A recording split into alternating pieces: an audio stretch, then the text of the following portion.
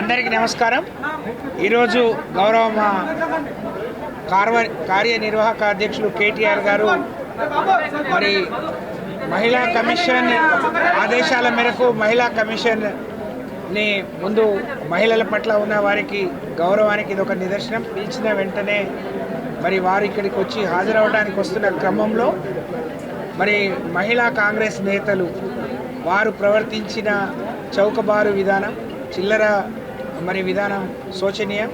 ఒకవైపు రాష్ట్ర వ్యాప్తంగా అనేక సంఘటనలు జరుగుతున్నా దేంట్లో కూడా స్పందించని మహిళా కమిషన్ ఈ విషయంలో స్పందించింది, చాలా సంతోషం। మహిళా మంత్రులు కూడా నోరు విప్పి సంతోషం। కానీ వాళ్ళే పిలిపించి వాళ్ళ ఆఫీసులో మహిళా కాంగ్రెస్ నాయకులను పిలిపించుకొని మరి అడ్డుకునే ప్రయత్నం చేయటం, మాతో కలిసి వచ్చిన మా నాయకుడు వస్తున్నాడు చూద్దామని వచ్చిన మహిళా నాయకురాళ్ళ మీద దాడి చేయడం చాలా శోచనీయం। ఇది కాంగ్రెస్ పార్టీ సంస్కృతికి ఇది నిదర్శనం అని చెప్పి మేము తెలియజేస్తూ ఉన్నాం। గౌరవ మా వర్కింగ్ ప్రెసిడెంట్ గారు చాలా క్లియర్గా వారు ఇచ్చిన సమయం కంటే ముందే వచ్చి హాజరయ్యారు, వారు అడిగిన అన్ని విషయాలకు సమాధానం చెప్పారు। దీనితో పాటు వారు ఒక బాధ్యత గల పార్టీకి వర్కింగ్ ప్రెసిడెంట్గా ఉన్నారు కాబట్టి రాష్ట్ర వ్యాప్తంగా 8 నెలలుగా జరుగుతున్న అనేక విషయాలను కూడా దృష్టికి తీసుకెళ్ళి వారిని పిలిపించినట్టే రాష్ట్ర వ్యాప్తంగా జరుగుతున్న విషయాలని కూడా మరి కమిషన్ దృష్టికి తీసుకొస్తే వాటిని అరికట్టే ఇంకా భవిష్యత్తులో ఇలాంటివి పునరావృతం కాకుండా ఇలాంటివి తిరిగి జరగకుండా తీసుకోవాల్సిన చర్యల గురించి కూడా చెప్పారు।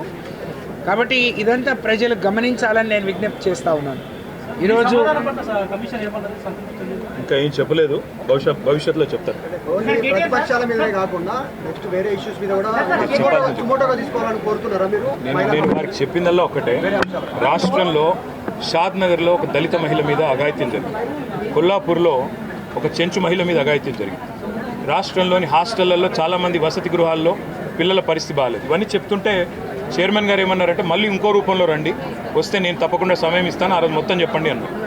భవిష్యత్తులో తప్పకుండా మా పార్టీ నుంచి బృందం వస్తుంది, మహిళా కమిషన్ కలుస్తాం, అవసరమైతే ఇవాళ ఉన్న ఇంకా చిల్డ్రన్కి సంబంధించిన సేఫ్టీ విషయం కానీ ఇతరత్రా కానీ ప్రభుత్వ దృష్టికి ప్రధాన ప్రతిపక్షంగా ఎప్పటికప్పుడు తీసుకొస్తాం।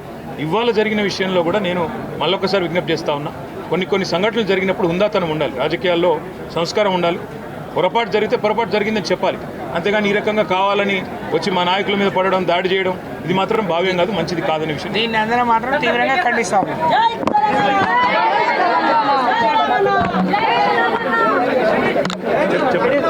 ఒక నిమిషం